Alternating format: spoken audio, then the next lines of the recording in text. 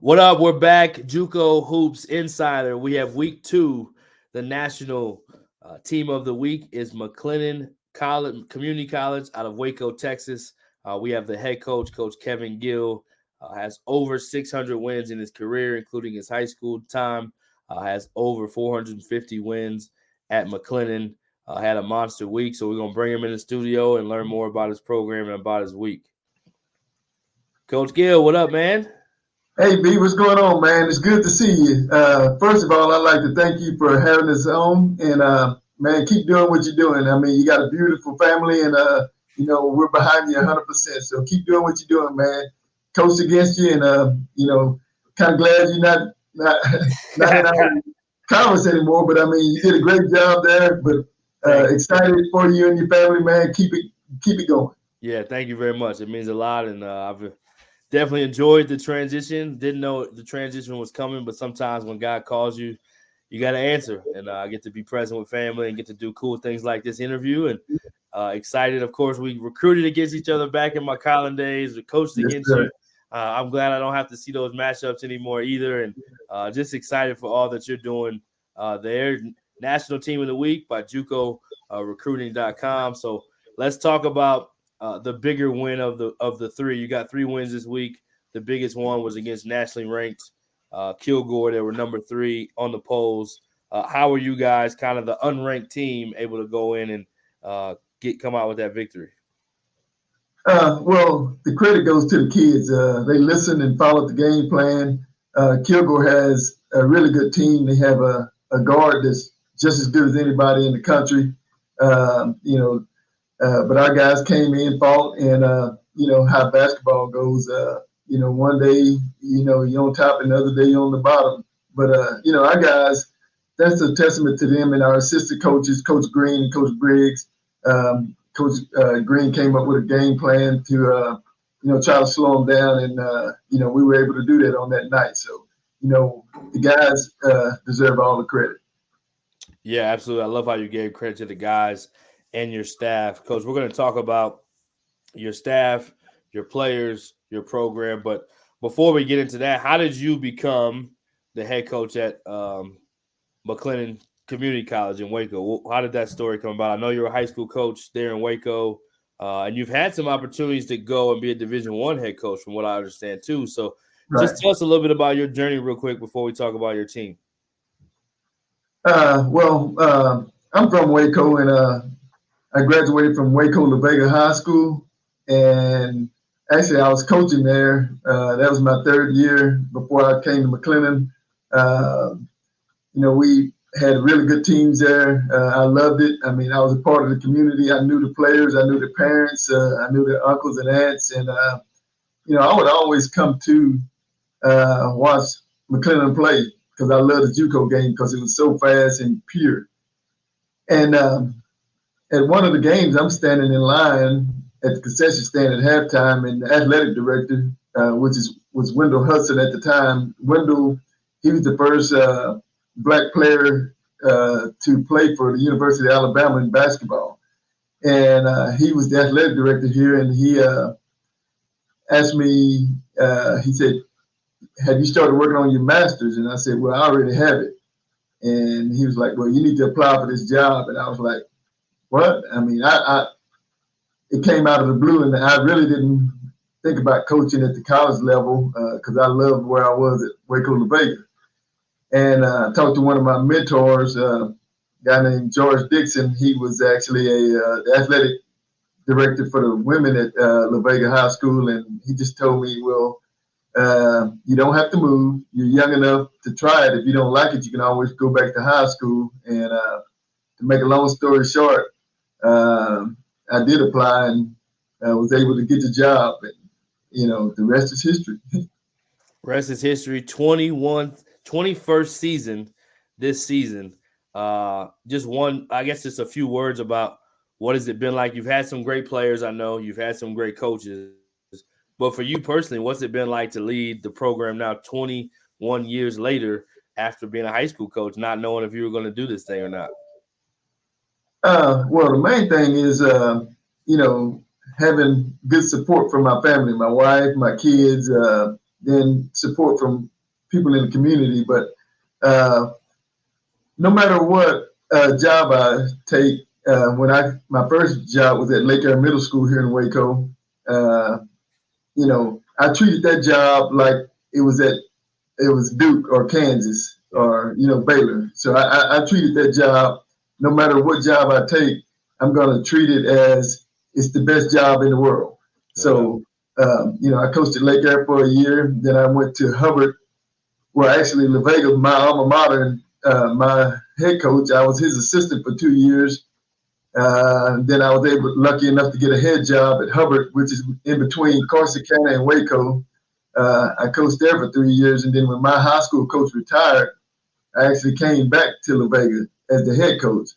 And, I was there for 3 years and then came to Mclennan. And like I said, every job I've taken, I wanted to treat it as the best job, in the world. And since I've been here at Mclennan, just great assistant coaches, great players, administration, everybody has been, the best. And, 21 years later, it don't seem like it, but man, time it flies when you're having fun. And just the relationships I've built with people in junior college and at the college level and the high school level, I'm kind of the middleman. I get the best of both worlds. So I've actually had a blast in 21 years, and time really flies. That's awesome. I love it. Yeah, you've done a tremendous job, and I've been able to see it firsthand. I didn't like seeing it back then, but I enjoy seeing it now. We had some battles, and I wouldn't trade those times for anything. Yeah, it was good times. Good times. A lot of mutual respect, and obviously, Coach Sagona. I got to work for him for 3 years, so I saw a lot of Mclennan, and it was the bar at that time for me as an assistant. If we were able to compete and beat Mclennan, then I was doing my job at Collin, because at the time Collin was not at the place it had been prior to me getting there, and I was trying to help get it back. But Mclennan was always the standard in the league, and I always appreciated that. And in recruiting, I knew we were starting to get really good players when they're like, well, we're thinking about going to Mclennan. It's like, okay, now we're on the right guys, because I knew they were going to have character, and I knew they were going to be good players. So I think that's a sign of respect to you. Let's talk about the players in your program now. I know you had some guys play really well, some guys that are sophomores, some guys that are recruitable. Just kind of tell us about some of the guys that are able to be recruited that coaches can know about. Well, we have one player back that played significant minutes last year, and his name is C.J. Hall. He's a 6'1" sophomore out of Mansfield Summit. Had a really good high school coach. Coach Pritchard does a great job, and CJ, he doesn't mind. He's a two-way player. He'll play on both ends of the floor, scrappy, tough, and he'll go to class, he'll graduate, he'll do all the above, and he'll benefit another program, because one thing we try to do is teach these guys how to play the right way. And no matter what program they plug into, they're going to be able to hopefully be successful there, because we'll never have a guy that averages 20 points.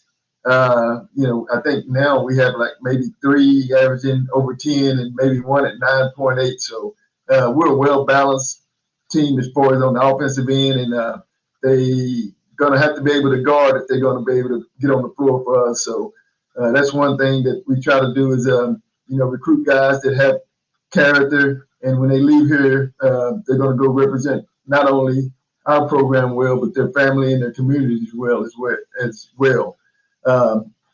Another guy, we have 2 transfers from Ranger College, Jared Clausen and Jalen Thompson. Both of those guys, they come from high character families. They work hard, and they'll be able to benefit a program. Both of them averaging over 10 points a game.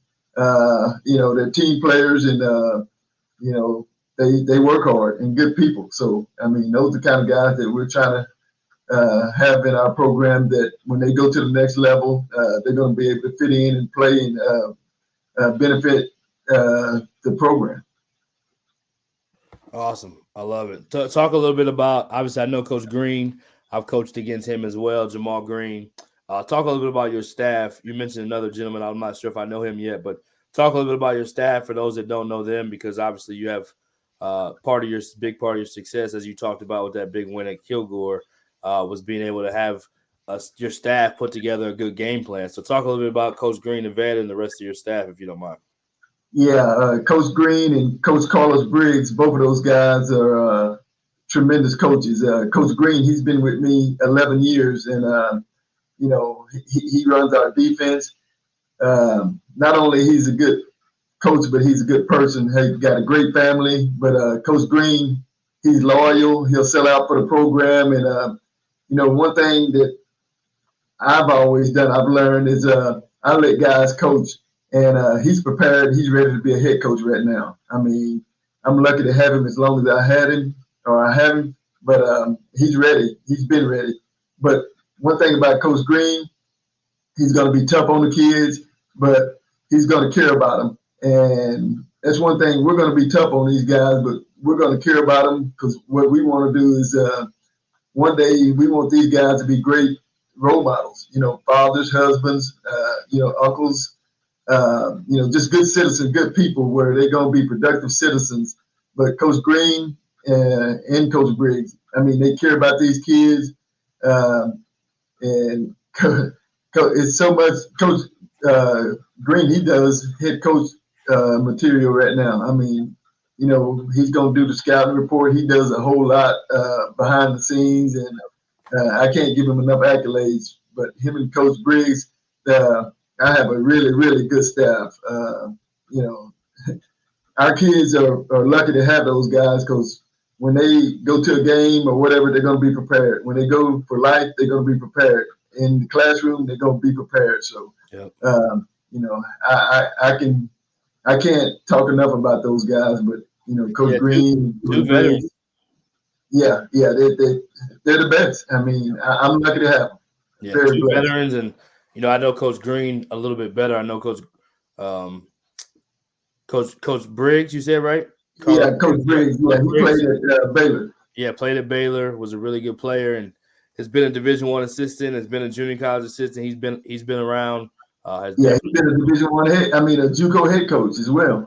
Yeah, Schoolcraft. Yeah, so he's been around and done that. And then obviously Coach Green is he was with Grant McCassin at Midland. Started his JUCO days with Ross Hodge at Midland. That's a part of my coaching tree. So know Coach Green well, first class, top shelf dude, and definitely look forward to seeing him get an opportunity to lead a program at some point too. So 21 years, tell me or tell us a little bit of what's some of your favorite memories in junior college basketball. Let's talk on the court and off the court. What's some of your favorite games that you've won, or maybe teams that you've had, or accomplishments? We see a few sign balls in the back. I'm sure you probably got a million of them. What's some of the favorite basketball memories that you've had? Well, it started with my very first game. We've had a lot of good teams. We had a lot of ranked teams come in here and play, and we went and played a lot of ranked teams, because Texas JUCO basketball is so good, and our region is one of the top regions around. But my very first game, we're hosting a classic, and we have South Plains coming in, and South Plains is 8th in the country, and we only had 3 guys back from the previous year, so we had 13 freshmen going into that game, and we play South Plains, and they're number 8th in the country, and we go to overtime, and we were lucky enough to come away with a win. And when I first got the job, there was a lot of coaches in JUCO calling me and wanting to schedule, because we're going to play against this high school guy. Even though Mclennan has a good tradition, we better get them while they're young. And after that year, and we actually won. I think we won 22 games that year with 13 freshmen, and got second in the conference, actually behind Colin. And that was a game that we had a point guard named Jesse Kimbrough. He had 33 points, his first collegiate game as a freshman at the point. And Jesse went on to go to Jacksonville in Florida, but really, really good player and a good team. We've had numerous memories as far as just teams and players, and had a lot of fun with those guys. But every game for us is something that we go in trying to win. But one thing we want to do is do it the right way and have the kids play as hard as they can and give it their all. And when we do that, I think it's a lot of fun for us. No doubt. Anything that sticks out off the court, maybe that you've done in the community, or that you had a team just kind of rally and do some certain things? Or obviously all of your teams are pretty closely connected and you guys do a great job with the family feel, but anything that sticks out off the court? Well, we do a lot of things as far as building our team camaraderie. Every Labor Day, the guys are going to come to my house and I'm going to grill them burgers. And then, on MLK Day, we're going to go down and participate in, the Martin Luther King wreath laying ceremony. So, yep. But probably the thing that sticks out the most off the court is one of my All-Americans, Marvin Gentry. He actually he's from Fort Worth. Cincinnati, from Fort Worth, right? Yeah. He went to Cincinnati, and then on his wedding day, before he got married, he just called me and said, "Pops." He called me Pops because I'm like a father figure to him, and he actually wanted me to be in his wedding. So that was in 2013. My daughter, actually, both of my daughters, one was a freshman and the other one was a sophomore, running track for my wife, and they were at the Texas Relays, and I was able to go on Friday and Saturday. I had to miss it to go to Marvin's wedding. So Marvin was that special where, I didn't mind missing that to go to his wedding. And he was that special that your wife gave you permission to go too. She gave me permission. She knew that he called me his pop, and I was like a father to him, and he was like a son to me because I didn't have any sons. But it was special going up there and being a part of that. And matter of fact, he texted me about a couple of months ago. His son is like one of the best quarterbacks, 7-year-old quarterbacks in the nation. So. Wow. That's special, because we're not going to have that friendly relationship while we're coaching them. It's a coach-player relationship. But once they graduate and come back, that's when we become friends for life. So, and we're family. That's what we try to do, is build a family-like atmosphere here at Mclennan. Yep, do a great job of that, Coach. All right, what's your thoughts on right now? You've been in this 21 years. Recruiting has changed. Let's talk a little bit about JUCO basketball in particular. Let's talk a little bit about the transfer portal. Your thoughts on just how does junior college basketball fit into recruiting landscape now, today, this day and age? And what would you say to either four-year coaches? What would you say just to four-year coaches on your belief system in junior college basketball and those guys translating? And then what would you say to high school kids or possible recruits that may see this, that, they may be thinking, I got to go D1 or I got to go this, because there's some misconceptions around junior college. And I think right now people almost feel like, okay, you're going to recruit high school, but then you're going to recruit the portal. And JUCO is just like, well, if you have nothing else. But I don't necessarily think that that's the truth, nor do I think that's the best route. So tell me your thoughts on that. Well, I think over the last couple of years with the portal and, recruiting high school kids, that junior college has suffered over the last couple of years. But I think there's going to be an upswing because, coaches at the Division I level want to get older. And then I think a lot of them are finding out that the portal may not be, for all of them, the best route to go, because a lot of times when they, leave one program, their problems follow them to the next program as far as in the portal. Or, if a guy, just because he was at another D1 and, he came off the bench and didn't play much, that he may not be ready. At the JUCO level, some of the coaches are wanting to go with experience. Can this guy, like the other night when we played Kilgore, that was kind of like a Division I game. If you could play in that game, you could play at a Division I game. Guys are getting, 25, 30 minutes a night. and they're playing at a high level, and they're a little older, and depending on the program they come from, coaches want to recruit programs that guys that can plug and play. When you're coming from a junior college, the guys are a little more hungrier. The guys that really buy in and do it, they're going to be able to fit in no matter what kind of style of play that you're playing.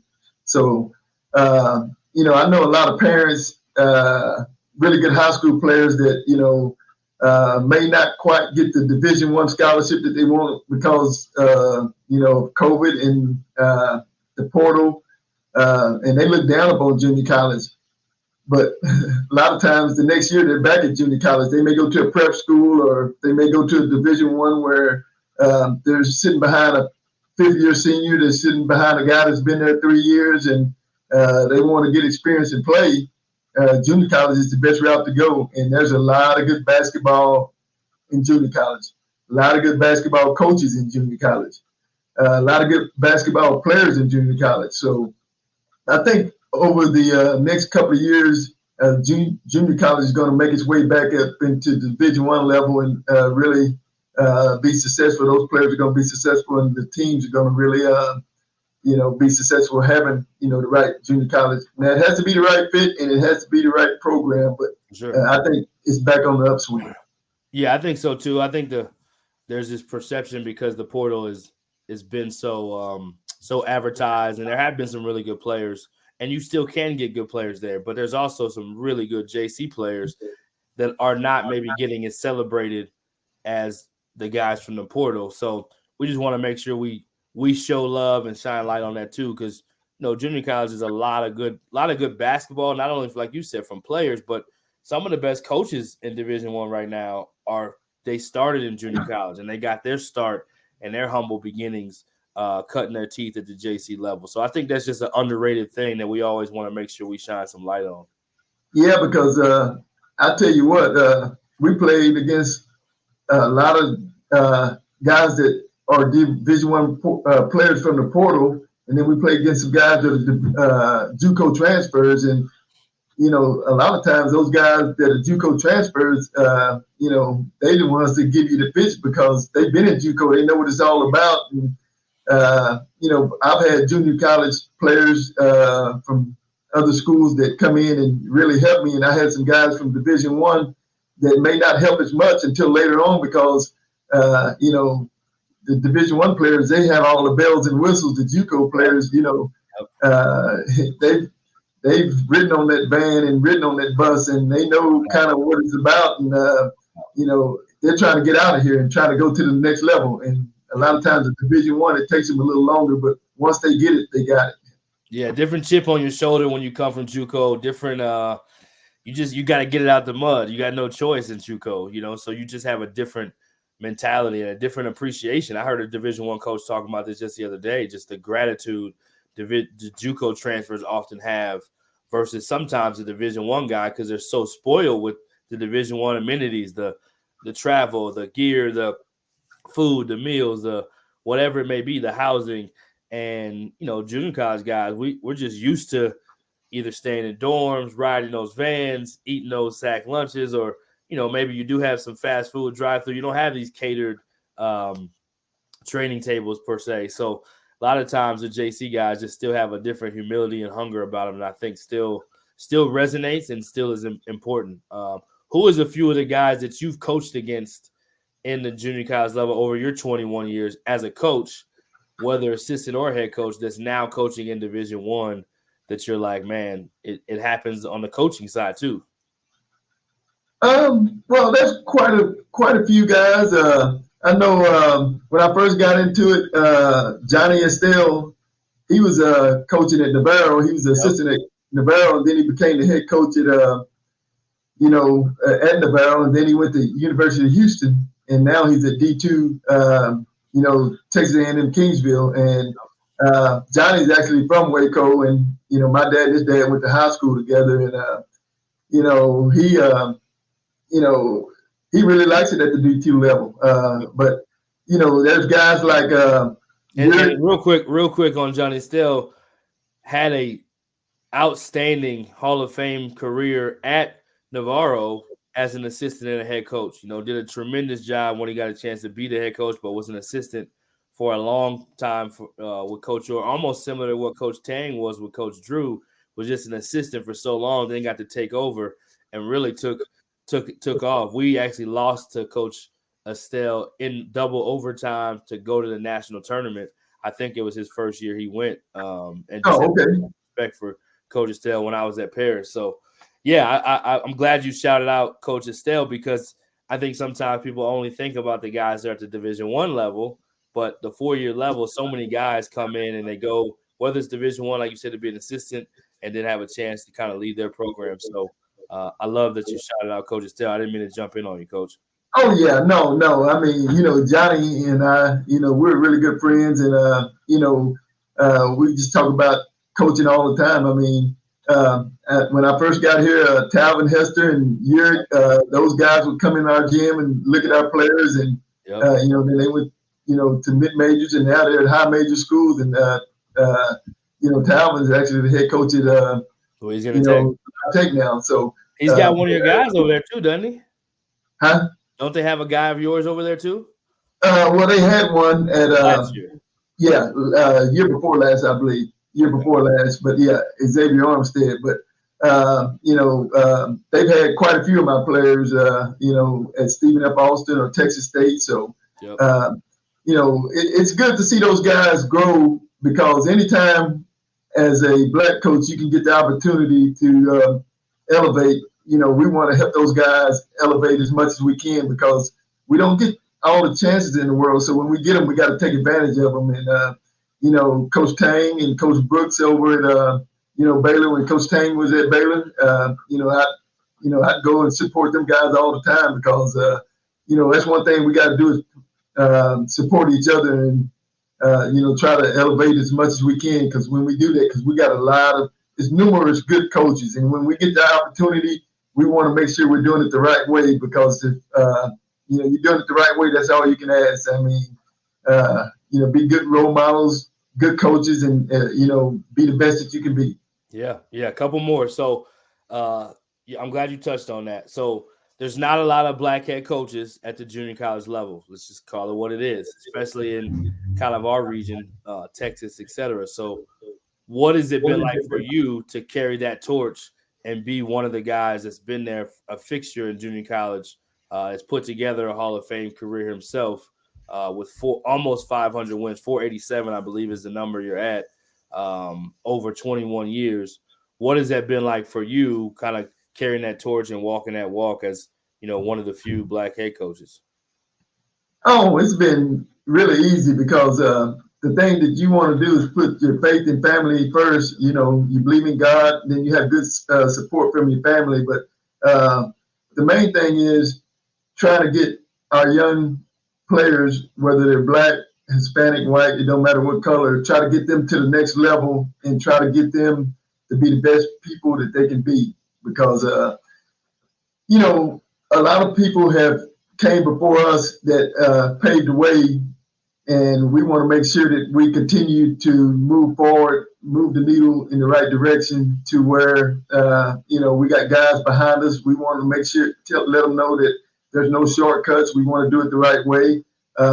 When I got into coaching, there was guys like Robert Hughes Jr., Sr. at Fort Worth Dunbar, and Gorey Johnson at Dallas Kimball. Those guys I watched closely, and they did it the right way, and they wanted to make sure that they tried to help as any kind of way you could go to them and ask questions and watch practices, and they wanted you to be successful, because they wanted to grow the game of basketball, especially in our community. And that's one of the main things I want to do, as far as being a coach that anybody can come to. I mean, I don't mind a junior high coach or an AAU coach, anybody that wants to come in and watch a practice or have any questions, because we want to make sure we grow the game. If you're not sharing, you're not caring. I mean, and that's the main thing, is we want to see other people be successful in the game to really grow. And by doing that, the game has to be played the right way. There's no substitute on discipline. That's one thing that, some coaches lack. They want to be, kind of, they don't want to really rock the boat a little bit with these guys or parents or whatever, but every kid wants to be disciplined. If you discipline them and you do it the right way and you show them you care about them, in the end, they'll figure out that, hey, man, coach really cares about me and he wants me to be the best version of me. And the only way to do that is, doing the right thing. When our kids first get here on the weekend, the first thing we do is take our guys to church. I mean, we want those guys to say, hey, this program stands on faith. We pray before every game. I mean, we just want to make sure our guys have every opportunity to be successful. But the only way we can do that is with the man of status first. Amen. I love it, Coach. I love it. Well, this is the last one. We love to end with a funny story, Coach. I didn't prep you on this, so I'll put you on the spot a little bit. So any funny story you have as a coach with your team, anything you'd like to share over your 21 years where you can give us a little bit of the comedy side of what goes on behind the curtain at Mclennan. Well, there's numerous stories that we probably could tell, but probably one of the funniest stories I can remember over the years is I went to an all-star game in Houston. There was a guy we were recruiting and good little player, good little guard. So I'm talking with him and his family after the game. And then a high school coach, he comes up to me and he was kind of upset. He kind of interrupted our conversation, but he said, well, I've been calling you, and you hadn't returned my call yet. I guess I'm going to have to call the head coach. And so I'm standing there, I'm letting him talk. He had his wife with him. And when he said that, then I kind of sit back and kind of, watched him and watched the family that I was talking to, who I was recruiting, and they were kind of looking like I thought he was the head coach. And, I let him talk. And then I finally said, hey, sir, I'm sorry, but I am the head coach. And, man, you should have seen the look on his face and his wife's face. But, I guess, he kind of thought maybe since I was a black guy and younger at the time that I wasn't the head coach. But that was kind of funny. And, to this day, I still see that coach when we go, to TABC, and he kind of looks at me and kind of just shakes his head like, man, I was so embarrassed. But that's probably one of the funniest stories that I could tell on air. That's a good one. It's definitely an on-air content and off-air content. Well, Coach, thanks so much for your time. Congratulations again. I know you got to get back to your team. Any last words you'd have that you'd want to share about Mclennan or just in general about junior college? We'll let you have the floor, and then we'll let you get back to it. Well, one thing about Mclennan is actually you've been here, but our players that go on to, 4-year schools and, on beyond Mclennan, they actually think this is a Division I school, because they'll tell me, hey, coach, we got it better here than we had it at my Division I school. But, I mean, Mclennan is a top-notch. That's why I've been here 21 years. It's a top-notch organization. I mean, we travel well. We eat well. The guys, they wear great gear. They keep our facilities top-notch. So it's a hidden gem. And, I couldn't be more happy with what our administration does for us. And, it's in a great community. Our guys, they got the luxury of going to Big 12 games. Matter of fact, Baylor plays tonight, and our guys get to go to those games. So it's actually a top-notch junior college. That's why I've been here 21 years, and it's in a great community, great location. I don't know much longer I'll be here, but it's been really nice for me and my family. And also, I just want to give you a shout out again because I know the work that you're doing. You got a beautiful family, and God kept you in basketball this way, which is really good for you and probably good for your family. But you probably get the best of both worlds, where you can see the game, be with your family, and enjoy life. Yeah, I'm definitely blessed, Coach. I'm think I'm up to 48 games I get to broadcast this year too, which has been amazing. Wow. Yeah, last year was at 20, so God is expanding the territory that way. I still get to work with some kids on the floor here and there, and get to do some things to get back to the game. So, yeah, Well, it's best of both worlds too. My wife gets to coach. She just finished the state playoffs. They oh, finished wow. in the Elite Eight for. She's at a high school program here. So Volleyball, right? yeah, volleyball. So yeah, get the best of both worlds. Get to be a big time, full time, almost girl dad, and I have 3. You have 2, so I'm gonna have to get some notes after we hang up on how to do this thing now. Oh man, hey, just being the person that you are, you were raised the right way. So I mean, it'll come natural. But anytime you need me for anything, just let me know. I will, Coach. Thanks so much for the time. Good luck this week, and keep up the great work, Coach. All right, thanks, man. Thanks for having me.